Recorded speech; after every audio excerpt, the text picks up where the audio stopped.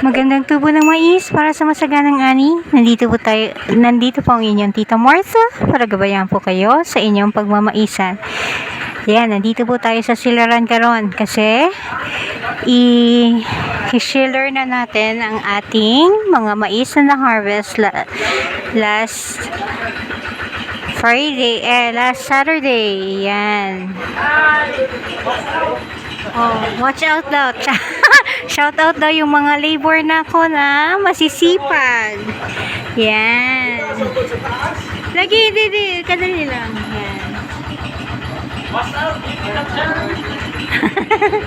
Ayan sila. Yan yung mga labor namin. Bali, madami na akong anong tawag doon? Madami na akong na video na nagsisiller ang ating mamais. And since rotational lang naman po kasi ang pagtatanim na mais, gusto ko din po ma-capture po paulit-ulit ang ating mga videos about shelling machine.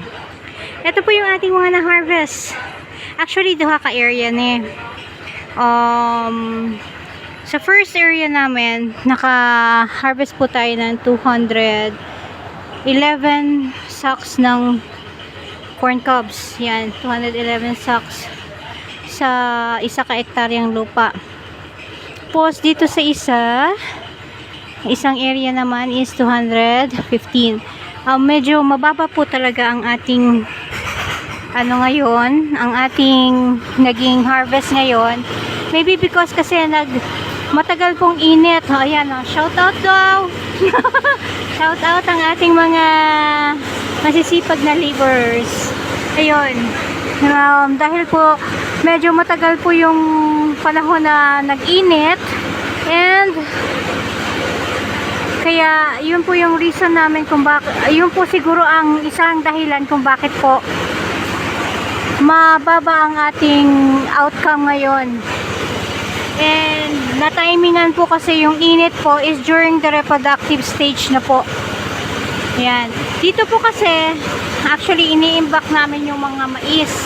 Then after this, meron pong maliit, parang maliit na doon nila nilalagay yung mga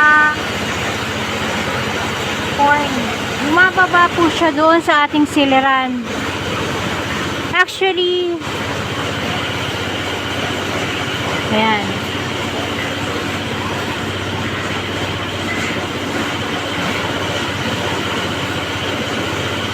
Sige lang. You move lang. Ayan. Doon po nila tinatapon bali yung yan. Ini-empty nila yung mais doon. Then baba po tayo para makita na po natin kung saan napupunta yung mga mais na nahuhulog.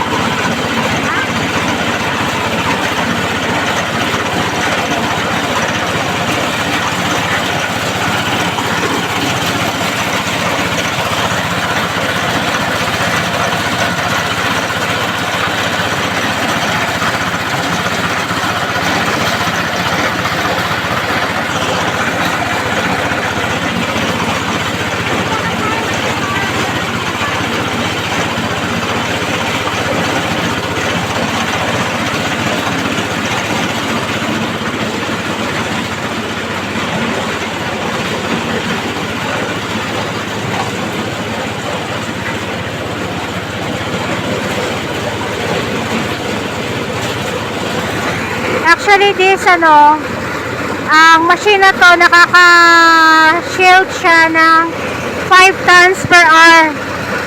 Ayan.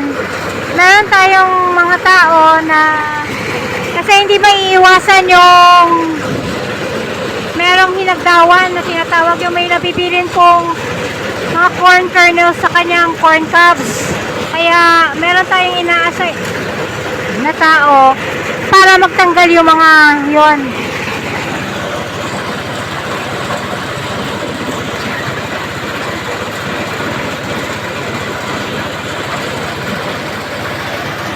Then after po, ito po yung tinatawag natong mga takaw. Yan po yung mga corn husk, bale.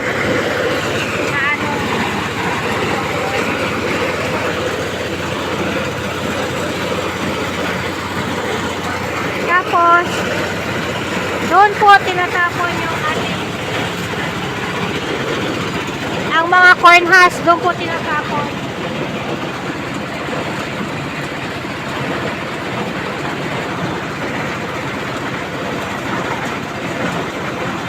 Actually, yan po mga corn husk na transform siya as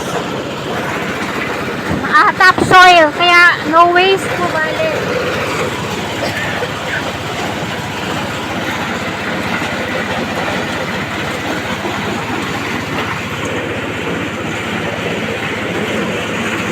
Tapos ang corn kernels po natin is dito po nahuhulog.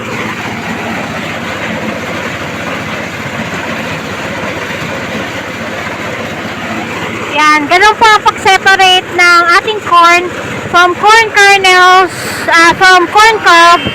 Tapos sineseparate po natin ang corn kernels sa kanyang corn husk. Then, ang machine na to, as what I've said a while ago, ay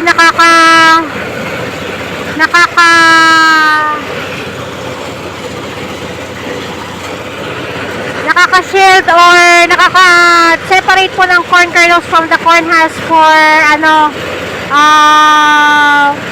tons per hour. Ibig sabihin kasi po itong ating na harvest ngayon is more or less nasa 10 tons po siya. 10,000 tons, 10 tons usually. Bali, we're expecting 2 hours kaming mag-sealer. Yan.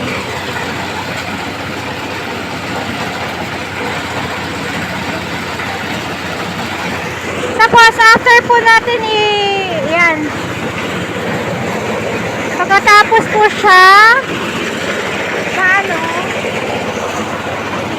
pagkatapos po siya i-diretso na po natin siya sa dryer. Ito nga po pala ang ating dryer. Lalabas po tayo sa sileran to get our a glimpse of our dryer. Glimpse daw, talaga lang glimpse. Ayan. Kasi po medyo maulap at hindi po maganda yung panahon. Kaya dito po muna namin sa gitna papile yung ating mga mais yan. Dito po, ito po yung dryer. Actually, this can accommodate 500 to 600 sacks. Since 400 sacks po yung ating na harvest, kaya kasyang-kasya po dito sa isang dryer lang. Actually, meron pa po tayong isang dryer which is nandun po sa ibaba, you know. Which can accommodate actually 200 sacks of corn cobs. Yan. To recap, ayan po, nagsisealer po tayo na ngayon ng ating mga mais na hinarvest last week. Actually, last week. and pinapakita ko po sa inyo kung paano po ang separate po ng corn kernels from the corn husk. Mechanical. Then this is the dryer. Yan. And dito muna natin na kasi sa gitna po muna natin na kasi mas madali po siyang tambunan. Kaya yun. Anyway, this is your Tita Marisa saying happy maisan everyone. Love you all. God bless us all. And take care. Have a great day everyone. Thank you again for watching. God bless us all.